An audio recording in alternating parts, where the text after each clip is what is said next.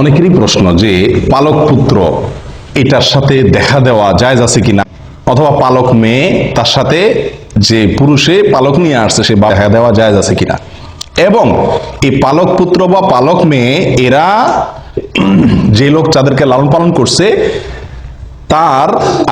তাকে বাবা বা মা হিসাবে ডাকা সম্বোধন করা জায়েজ আছে কিনা, এবং এই যে লোক তাদেরকে লালন পালন করছে সে পালক ছেলে পালক মেয়ে তারা ওই ব্যক্তির মারা যাওয়ার পরে তার সম্পত্তির ভাগ পাবে কিনা, এই গুরুত্বপূর্ণ তিনটা প্রশ্ন পালক পুত্র বা পালক মেয়ে সম্পর্কে উঠে আসে।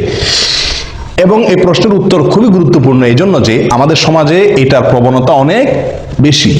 মানুষ পালক পুত্র রাখে, পালক মেয়ে রাখে, এবং এদেরকে মোটামুটি নিজের ছেলে হিসাবে সব জায়গায় পরিচয় করায়, আর এরাও ওই লোকের বাবা এবং তার স্ত্রীকে মা ডাকে, আর সমাজের লোকও আমরা সবাই ওই ছেলেকে অমুকের ছেলে বলি আর ওই লোকের অমুকের বাপ বলি, ঠিক না বেঠিক?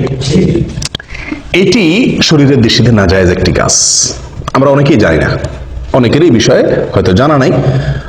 এটি নিষিদ্ধ, আল্লাহ সুবহানাহু ওয়া তাআলা সরাসরি নিষেধ করেছেন কোরআনে কারীমে। আল্লাহ বলেছেন উদউহুম লিআবাইহিম, আল্লাহ তাআলা বলেছেন মা জাআলা আদইয়াআকুম আবনাআকুম, তোমরা যে পালক পুত্র রাখো পালক মেয়ে রাখো এরা কোনোদিনই তোমাদের মেয়েও না ছেলেও না।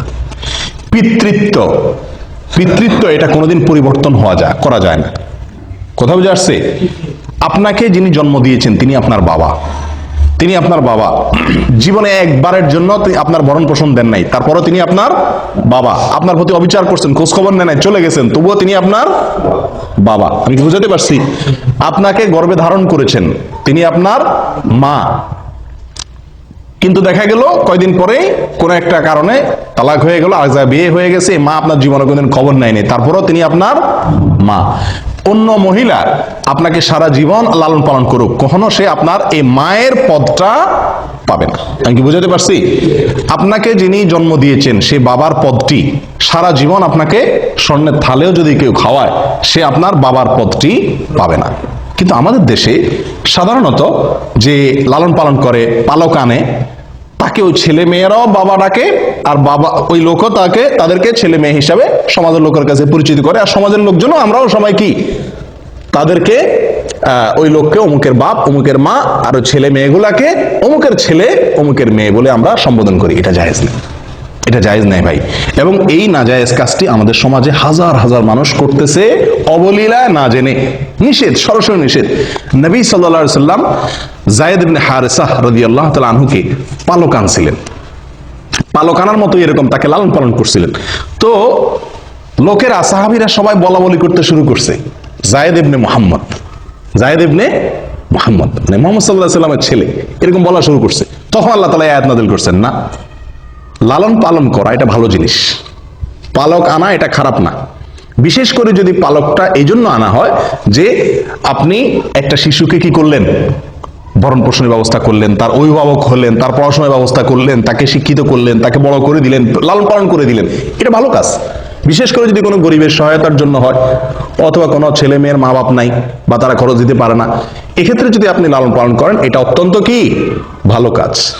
কিন্তু আপনি লালন পালনের বিনিময়ে কখনো তার বাবা হতে পারবেন না, আর ছেলেও আপনার কোনোদিন ছেলে অথবা মেয়ে আপনার কোনোদিন মেয়ে হতে পারবে না। আমি কি কথা বুঝাতে পারছি? এটা সরাসরি নিষেধ করেন না।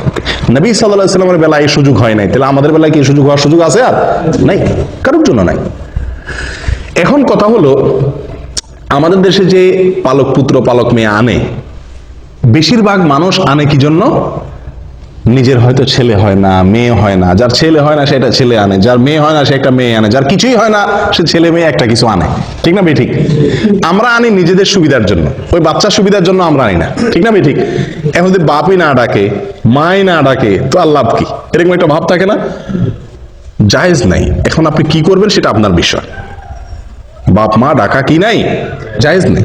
এবং এই নাজায়েজ কাজটি অবলীলায় আমরা হাজার হাজার মানুষ করছি। একটি মাসআলা গেল। এখানে প্রসঙ্গে আরেকটি কথা বলতে চাই, অনেক সময় পয়সার বিনিময়ে আনা হয়, খেয়াল করছেন আপনারা? যে গরিব মানুষ তার বাচ্চাটা কিনে নিয়ে আসে, এটা আরেক হারাম কাজ। মানুষ ক্রয় বিক্রয় করার কোনো অধিকার ইসলাম আপনাকে দেয় নাই। যে মা বিক্রি করছে, যে বাপ বিক্রি করছে, তারাও কবিরা গুনাহ করছে, আর আপনি এটা পণ্য নয়, আপনি কিনছেন, আপনিও গুনাহগার। আমি কি বুঝাতে পারছি? হ্যাঁ, সে তার সন্তানটা আপনাকে লালন পালন করার সুযোগ দিছে, আপনার কাছে আছে, সে হিসেবে আপনি তা কি করলেন? খুশি হয়ে তার কিছু হাদিয়া তোফা দিলেন, সেটা ভিন্ন জিনিস। যে তার মন খারাপ হতে পারে, তার একটু আমি সহযোগিতা করলাম, সেটা ভিন্ন জিনিস। কিন্তু এর চাইতে বড় বিষয় হলো, আপনি যদি 1 কোটি 10 কোটি 20 কোটি 50 কোটি না সারা পৃথিবীও দিয়ে দেন, কাকে? ওই সন্তানের গর্ভধারিণী মাকে, তার জন্মদানকারী বাবাকে, তবুও আপনি কোনোদিন তার বাবা এবং মা হতে পারবেন না। এই সুযোগ নাই। মনে চাইতেছে বাচ্চা পালন করার, পালন, পালাতে বাধা নেই, কিন্তু বাবা হতে পারবেন না, মাও হতে পারবেন না। দ্বিতীয় কথা হলো, এই যে সন্তানটা, এই সন্তানটা বড় হইলে, ছেলে হইলে, ওই যে মহিলার ঘরে লালন পালন হয়েছে, সে মহিলার সঙ্গে তার পর্দা করা কি ফরজ।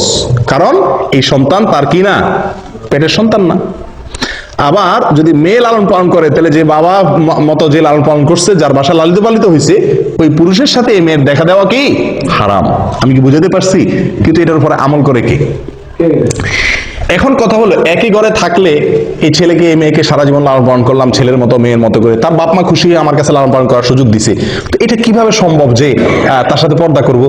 আপনি যদি তার সাথে পর্দা না করতে চান, এই ছেলে যখন ছোট ছিল, এই মেয়ে যখন ছোট ছিল, তার উপায় হলো তখনই তাদেরকে আপনার স্ত্রীর দুধ যে কোনো ভাবে চিবিয়ে চাবিয়ে কোন রকম দুধ খাওয়াই দেন, তাহলে আপনার দুধ সন্তান হয়ে গেল। এই ছেলে আপনার কি হয়ে গেল?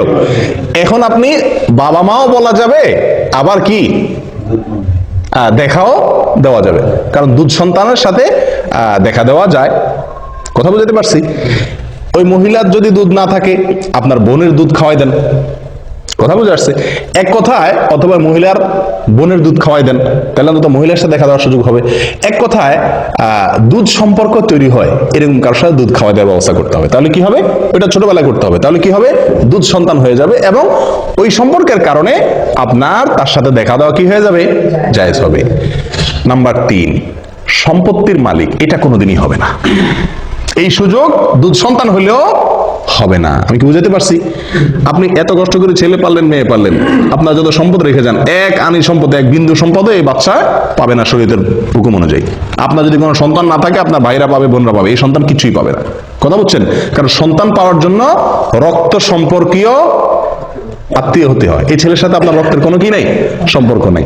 আমি কি বুঝতে পারছি? হ্যাঁ, যদি রক্ত সম্পর্কীয় হয় তাহলে আবার সেই হিসাবে পাবে, সেটা ভিন্ন জিনিস। কথা কি বুঝতে পারছি? হ্যাঁ, এখন যদি আপনি বলেন যে সারা জীবনের লালন পালন করলাম, এ কিছুই পাবে না, কেমনে হয়? তাহলে আপনি একে জীবদ্দশায় যা মনে চায় তাকে কি করতে পারেন? দান করে দিয়ে যেতে পারেন। আমি কি বুঝতে পারছি? কারণ ওয়ারিস ছাড়া অন্য কাউকে জীবদ্দশায় নিজের সম্পত্তি তারা কি করে দেওয়া যায়? দান করে দেওয়া যায়। তাহলে 3টা সমস্যার কথা বলছি, 3টা সমস্যার কি আছে? সমাধান আছে। বুঝতে পারছি?